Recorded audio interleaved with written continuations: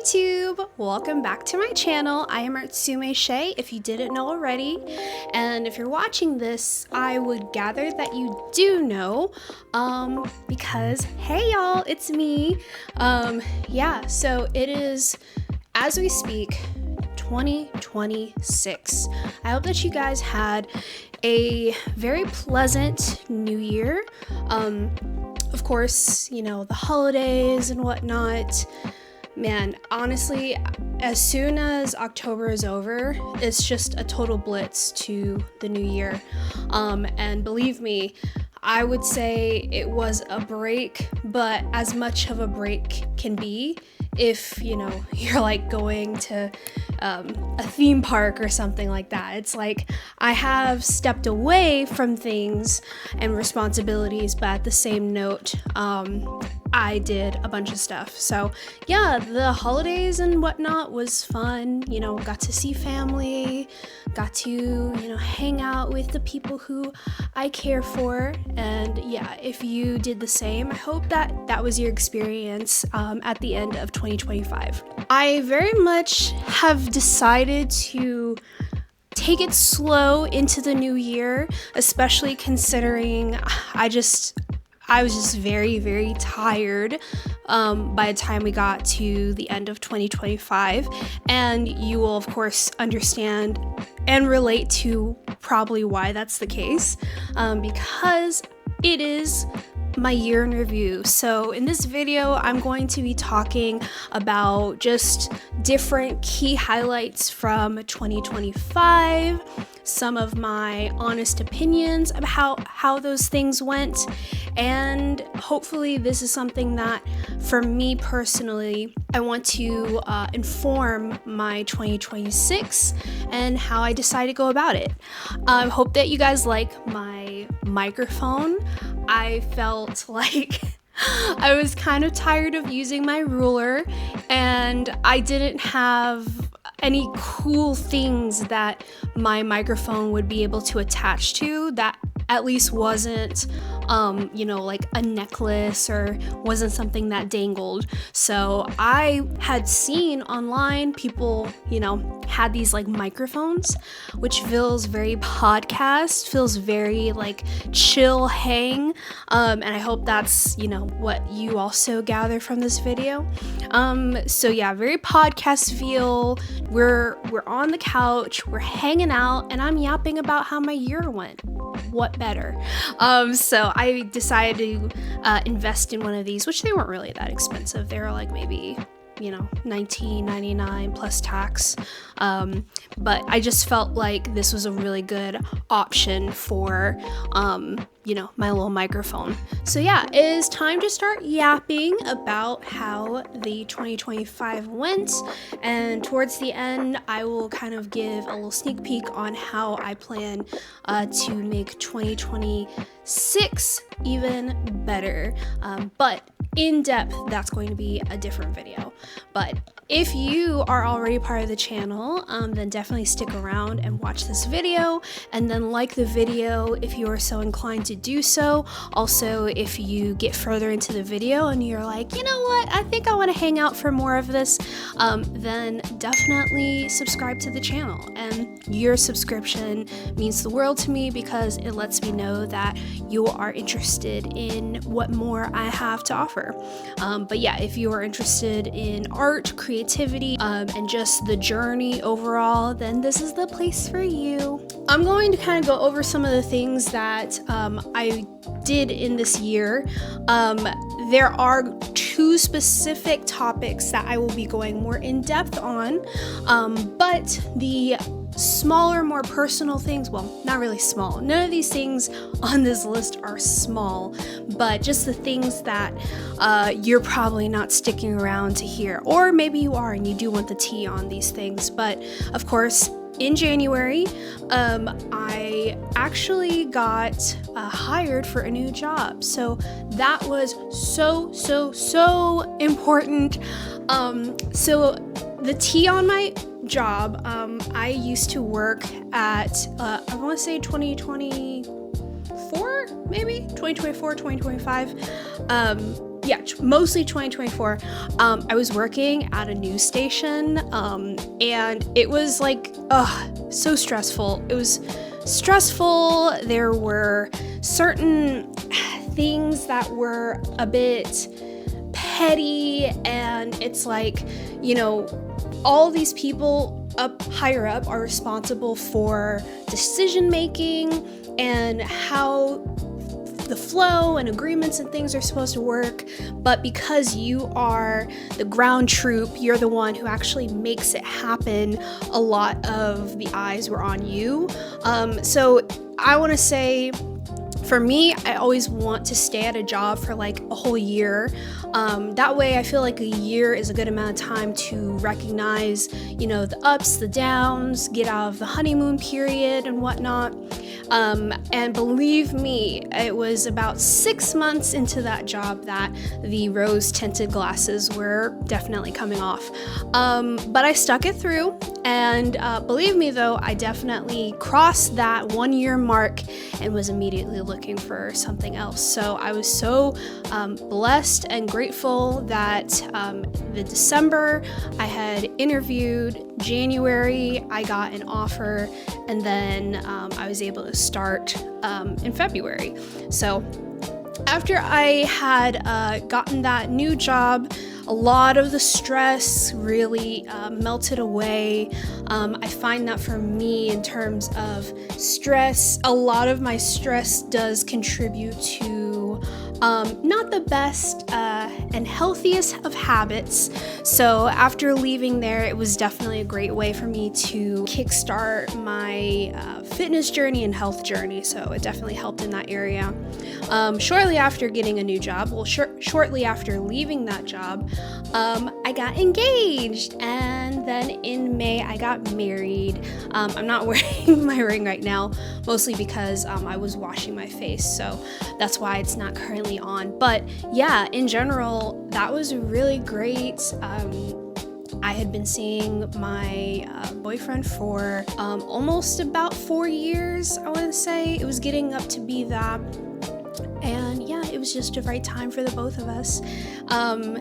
And I don't really, so the reason why you don't hear about weddings happening within a 3-month period. So I felt like with the wedding being done in 3 months, it was to correlate with us having to go to Norway anyway.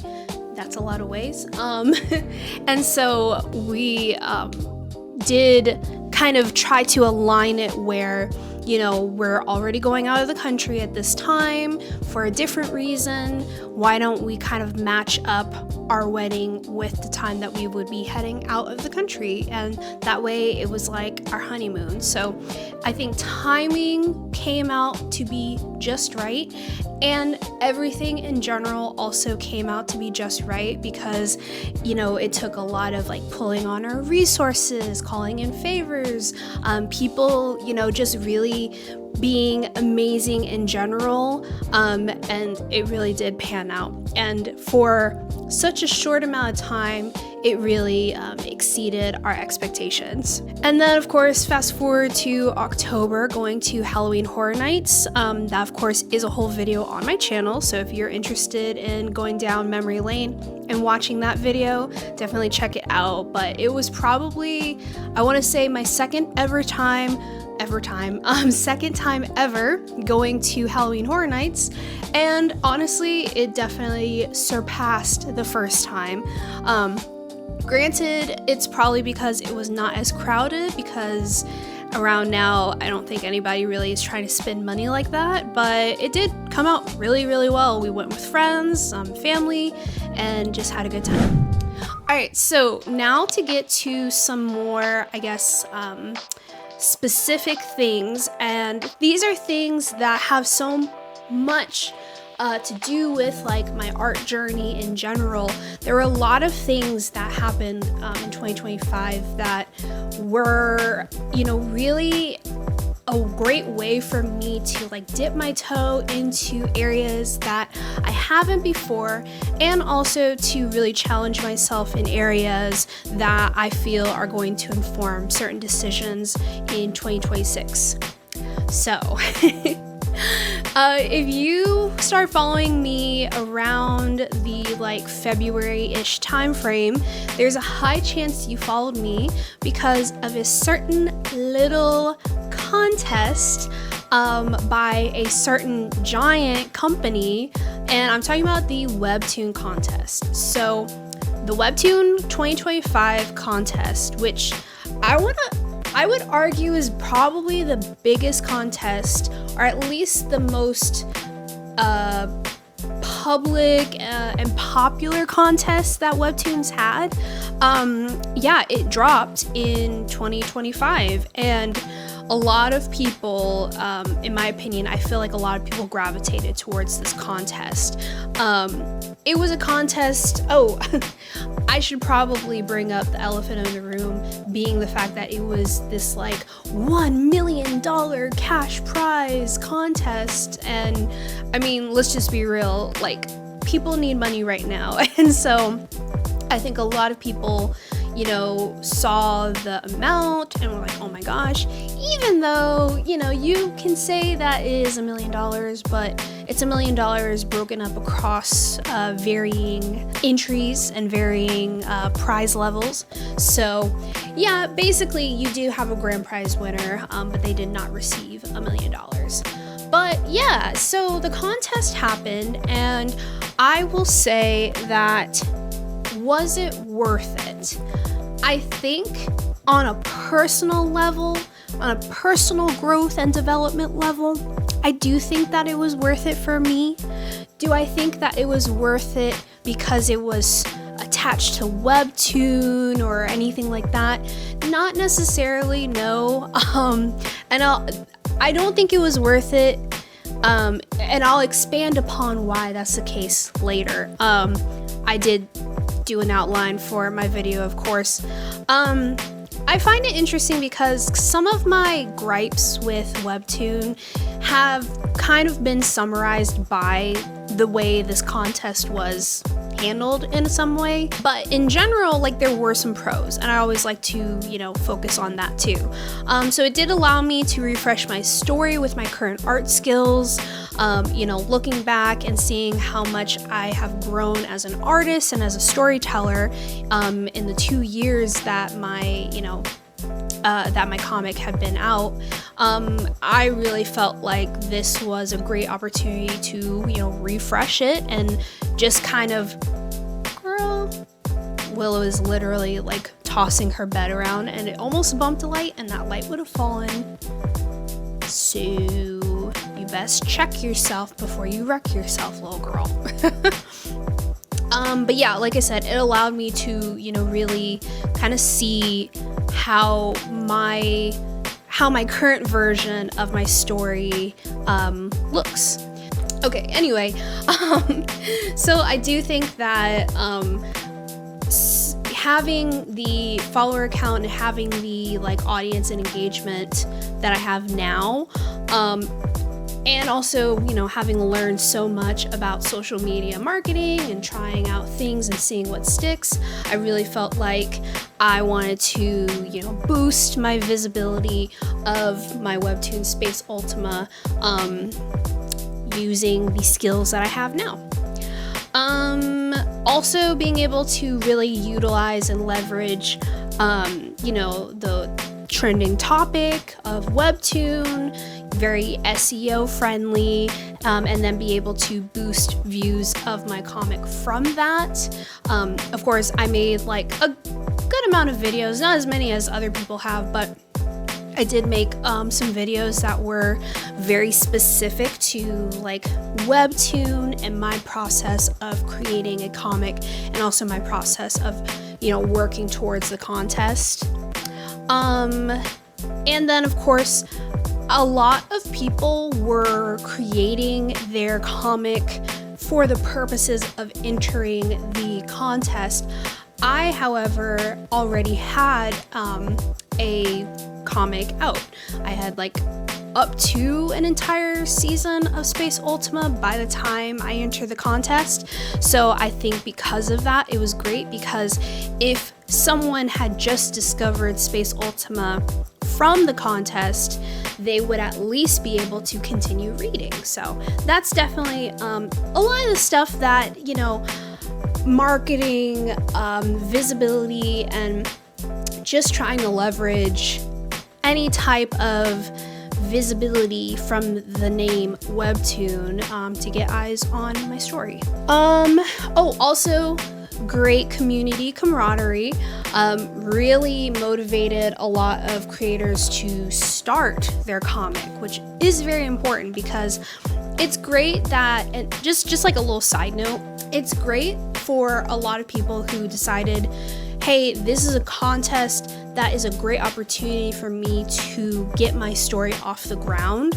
But I would also say that, you know, maybe if you kind of ran out of steam after this contest, I would not necessarily say the contest, for the purposes of the contest, I wouldn't say that this is like what the experience of having a webcomic is like, because, you know, obviously it had like this very, you know, big looming deadline. I think a lot of people, once the entries were done and they entered their the contest, you know, kind of dropped everything and had to take like a really big break, just for like to rebuild their stamina and whatnot.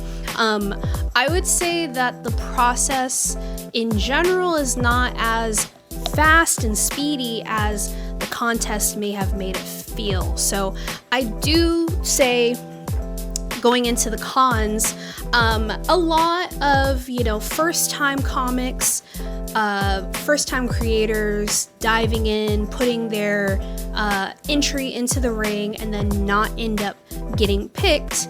I would say don't let that discourage you. And I think that because the feeds were so bloated when it comes down to, you know, hey, look at my new comic here, my new comic there, whatnot, it did kind of equate to kind of this overcrowding, I felt, and then immediate loss of interest once the contest wrapped up and they announced the final round of people.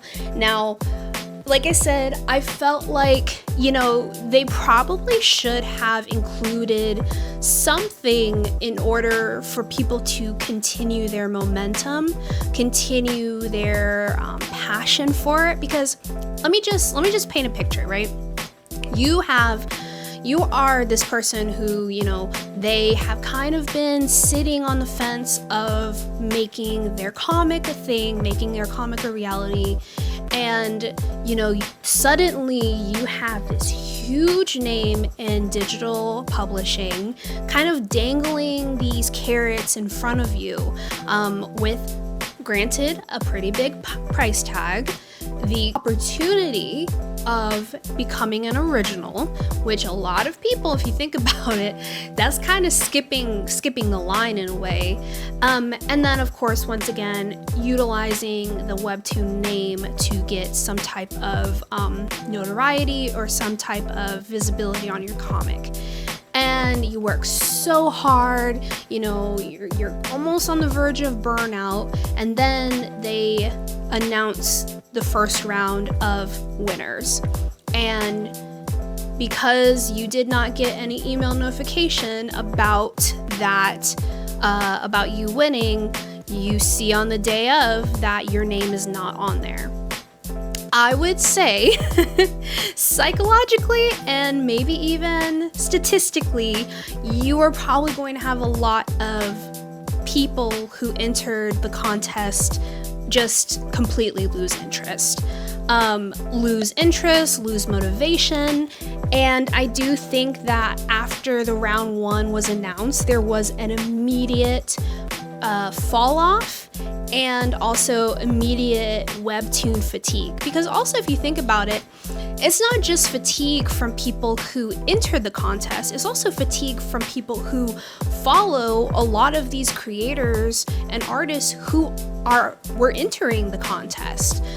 You know, if every post that you're seeing is, oh my god, check out my comic, check out my comic, check out my comic, then I think eventually you kind of start to steer away from that. So I do think that it's leveled out more. We're now at the point where, obviously that was last year, and I think a lot of people, after they kind of rested, are now moving in a direction. Some people are, you know, putting that story on a hiatus. Some people are deciding, I'm going to continue with this story, and this contest motivated me to just get started, so now I'm going to continue and run with it, which is great. You know, whatever the thing may be. But yeah, I don't know, like, I just felt like it was, I mean, I can't even say that if anything were to have gone differently, that it should have. I just really felt like the Webtoon Contest was an experience where what you took from it should not have been a part of Webtoon. I didn't like, so just going back, and I've got plenty of videos on my channel about it, but you know, I never expected to win, because believe me, I had an entire year of publishing my comic without the help of Webtoon. But I do think that, you know, it just kind of came just very vigorously all at once and left without a trace. And I think that the kind of wildfire that it left behind, you know, maybe was not the best for the comic community. So if you're watching this, do know that whatever decision you make, whether it's to continue with your story, not continue with that story that you created for the purposes of the contest, whatever it may be, you know, don't let that contest or that company sway what you think the experience of being a webcomic creator should be, because that is not the experience. The process is much slower, it's not super rapid, and the progress of your journey is much slower. So yeah, anyway, that's my rant and ramble about that. Probably went on way too long and probably made 0 sense.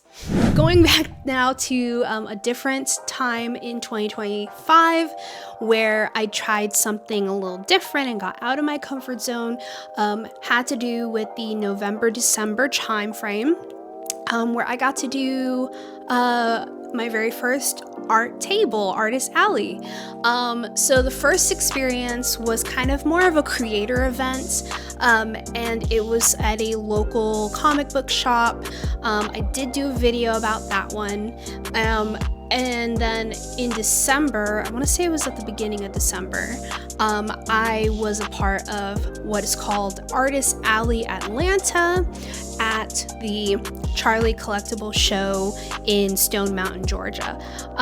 So both of them, well, the first one, I was a part of a creative group here, so I really didn't have to pay for a table. At this one, at the Charlie Collectible Show, I did have to pay for a table for 2 days. So just some background on the event. Charlie Collectible Show is so fascinating to me because think of like Artist Alley combined with mostly like a vendor's hall, but like it's a fixed spot that is there all year round. So it's really cool because they have a lot of mini cons and they have a lot of events throughout the year that allow for people to go to that place kind of like it is like a mini convention center. So it was a 2-day that was on a Saturday and a Sunday. I think it was at the end of November. Yes, oh my god, it was at the end of November. It was right after Black Friday, that's why. And it was like, you know, hundreds of local and area artists. It was very diverse in just what was being offered. You had knitted items, you had hand-painted canvases, you had, of course, your standard Artist Alley wares. The list goes on. Oh, there was like a sneaker, this sneaker artist.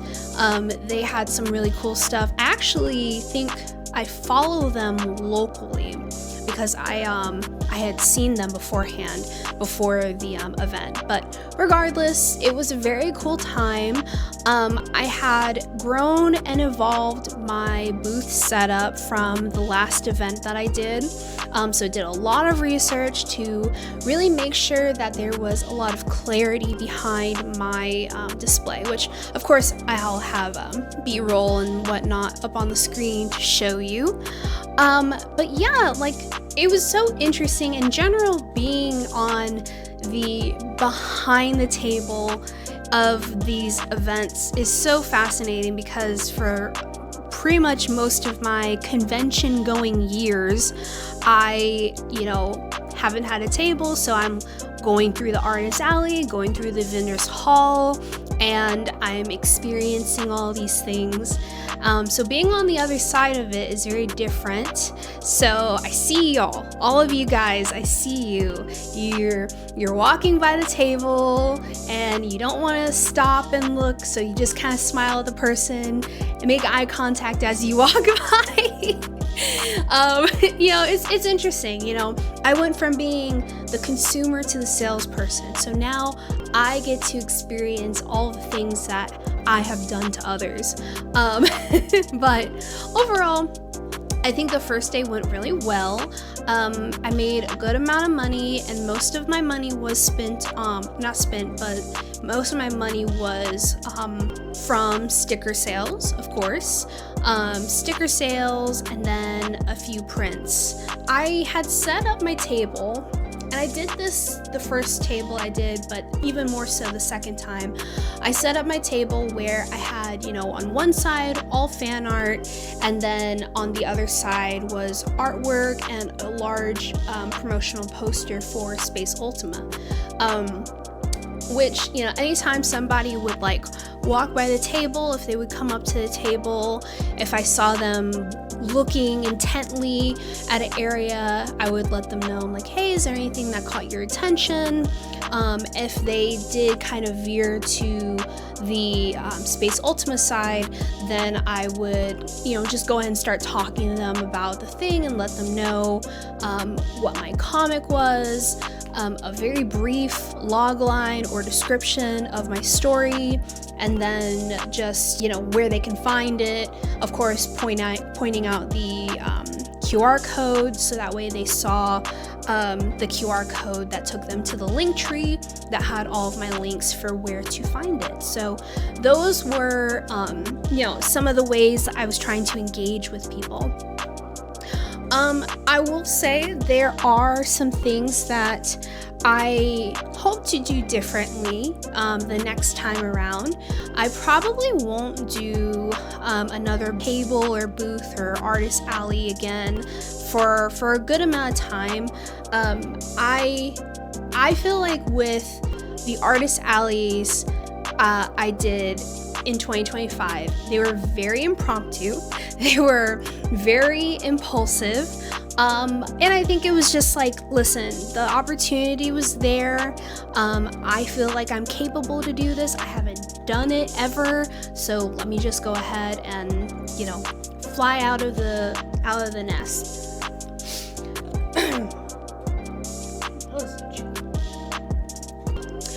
But I do think that the next time I do it, I want to be intentional and be fully prepared in areas that I want to be fully prepared in. But Saturday performed very well. Sunday, not so well. So Sunday was kind of interesting because, I don't know, it was just more chill. I mean, the whole weekend was kind of rainy. Saturday, it's the weekend, everybody's pumped. It's the, it's the kickoff of the event. I think that Sunday, because, you know, it was the last day, Sunday is the day before the work week begins, it was a lot more chill. I think based off of research I've seen, a lot of people do say that, you know, you perform differently depending on the day of the convention, so that wasn't too surprising. I will say, not too surprising after the fact, because I'm not gonna lie, I felt pretty vulnerable and self-conscious at the time. I was like, nobody's coming up to my table, nobody's doing this or doing that, which honestly, that's probably just first time Artist Alley nerves, because I'm pretty sure anybody out there who's been doing this for a while, they probably just, they've completely removed that center of their brain to actually care about that stuff. Okay, so now going to the part that I would do differently. So the first thing being, I would make sure to design my booth as a creator and not as a shop owner. So walk with me. Have you ever seen like an artist alley where the only spot in the entire display, in the entire booth, where you actually talk to the artist or the creator? Have you ever noticed that it's like super small? Like, it almost is kind of like a little kiosk or a little vendor, you know, like it's like a small little cubby, and the entire display, you know, you can't see through it because they've got like, you know, plastic panels and artwork up. And I get it, like I do know that, you know, some artists and creators are not maybe as social as I am, you know, they kind of create a wall between, you know, them and the consumer, and it's like, I just want my art to speak for itself, and that's it. And that's totally fine. You know, everybody has, you know, different levels of socialization and whatnot.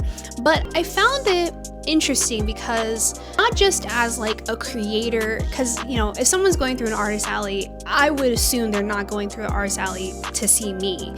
But I feel like I want to break down walls that get in between me and someone else when it comes to my ability to talk about my story. So because I had opaque panels up, and of course you've got artwork on the display, I felt like I was kind of hidden behind this wall where if someone were interested in talking to me about my story, they really couldn't easily have access to me to do that. So I just really want to, so I know I'm all over the place, but going back to the different booths and tables that were around, there were 3 setups that had comic creators. So there was this one guy who he had like a mini zine version of his, like, you know, chapter 0 or his preview, and then behind him on a display were pictures of his character designs for the comic he was, you know, working towards. Another girl, you know, she had very minimal setup, but mostly was had copies of her first chapter on display, and she was like standing up the whole time, and she was like really extroverted, and it was really cool to see. But yeah, like I feel like as a comic creator, as somebody, oh, actually 3, now that I think about it, there's another booth. The one thing that all of these tables had in common was that they did not have a wall display between them and the person on the other side of the table. So I really feel like I made a booth for someone with mostly just the intention of selling something. Instead, I want to have a booth where I can actively promote the main thing that I care about, to be honest, which is my story, my comic. So designing and kind of changing up how my display is to be a little bit more open. That's definitely a big thing I want to do differently. I also really want to have a physical, either a physical zine that is like a preview, or maybe a magazine size that is a preview of my comic. Now, I did have the physical copy that I printed out last year, but I only had one of them. And yes, people were able to do a flip through of it, but let's just be real. Like, if that is something that is very personal, I don't think people wanted to flip through the comic while standing in front of me. Because think about it like this, you know, that is something that they may not like it, and that's just the fact. They might not like the story, they may not be into sci-fi, maybe the art style isn't their cup of tea. So there are so many variables that they may feel very vulnerable in looking through the comic in front of the person who made it. And then if you're in their perspective, you're already thinking, well, what do I say? Do I tell them that I like it? But if I don't like it, what am I don't want to give them a reason to feel awkward about it. I don't want to give my vulnerability away to, you know, have someone do that and then immediately wonder and think, oh, do they like it? Do they not? So what I really want to do next time is I want to have physical copies of previews that I could hand out to people for free, or at least for, you know, a cheaper, affordable price. That way they can look at it on their own time. They can look at it on their own time.